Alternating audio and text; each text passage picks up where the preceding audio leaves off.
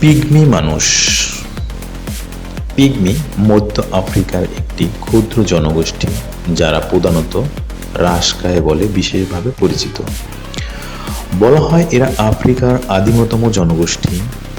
দক্ষিণ পূর্ব এশিয়াতেও এদের অস্তিত্ব ছিল। ফিলিপাইনের ইয়েতা আদিবাসীরা মূলত পিগমি।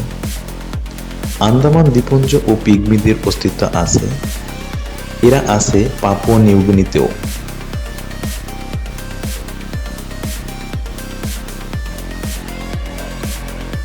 পিগমি বলতে সাধারণভাবে রাশকায় যে কোনো প্রাণীকে বোঝানো হলেও পিগমি মূলত বামনাকৃতির জঙ্গলবাসী একটি সুপ্রাচীন মানব সম্প্রদায়।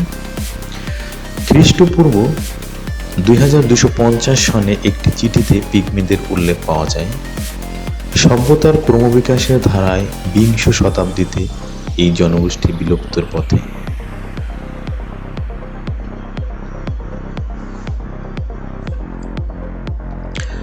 বর্তমানে সারা পৃথিবীতে পিগমিদের সংখ্যা 1 লক্ষের বেশি হবে না। এদের উচ্চতা সর্বোচ্চ 4.5 ফুট হয়ে থাকে। প্রাপ্তবয়স্ক আর শিশুদের মধ্যে উচ্চতা তফাৎ করা তাই কঠিন। বিজ্ঞানীরা গবেষণা করে দেখেছেন পিগমিদের এই খর্বাকৃতির কারণ হলো শরীরের উচ্চতা বাড়ানোর জন্য যে ইনসুলিন জাতীয় আইজিএফ নামের একটি উপাদান কাজ করে, পিগমিদের ক্ষেত্রে তা ঘটে না।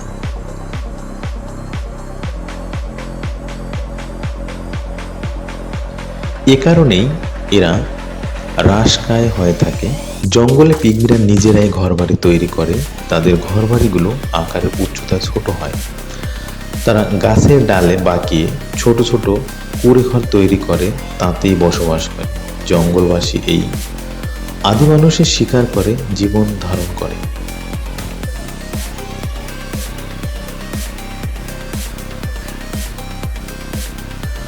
আদি মানুষের মতো দল বেঁধে পিগমিরা শিকারে যায় এবং বন্য পশু শিকার করে। এরা সবচেয়ে পছন্দ করেন বল্লু ডোকার নামে এক ধরনের ছোট হরিণ। পিগমিরা শিকার ধরে জালে আটকে। এই জাল তৈরি করা হয় এনকুশা নামে এক ধরনের দৃঢ় গুল্ম দিয়ে। ফলে জালগুলো খুব শক্ত হয়।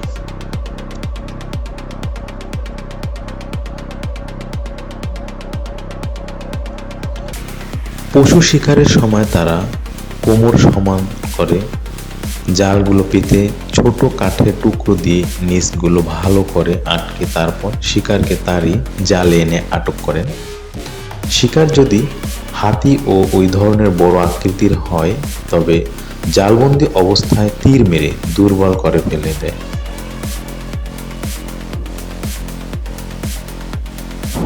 শিকার নিয়ে তারা দল বেঁধে গ্রামে ফেরেন।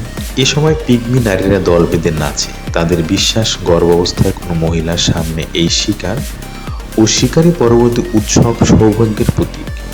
পিগমি জনগোষ্ঠীও দলনেতা থাকে আর এই দলনেতা নির্বাচিত হয় কঠিন পরীক্ষার মধ্য দিয়ে।